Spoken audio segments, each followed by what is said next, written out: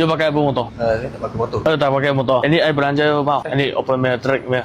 Apa? Ini untuk Y15 punya. Saya tak pakai usaha, saya tak tahu lah. You tak tahu? Tak. I belanja lah mau. Tak apa lah. Boleh bagi orang lain. Tapi you rezeki mah. I bagi ni rezeki punya tak mau. Ini kalau you on the road, number 2 dia tak boleh kerja you punya. Sebab ini track punya. You jangan risau. Tak apa, sebab saya ni memang tak ada motor. Boleh bagi orang lain. Oh, you tak main motor? Tak. Macam ni you ada main TikTok? Tak, saya pun tak main. Hah? TikTok pun tak ada main? Tak. Oh, macam ni hari ni I bagi you tak mau lah. Tak boleh bagi orang lain. Rezeki orang. Tapi ini harga 6,000 lebih oh.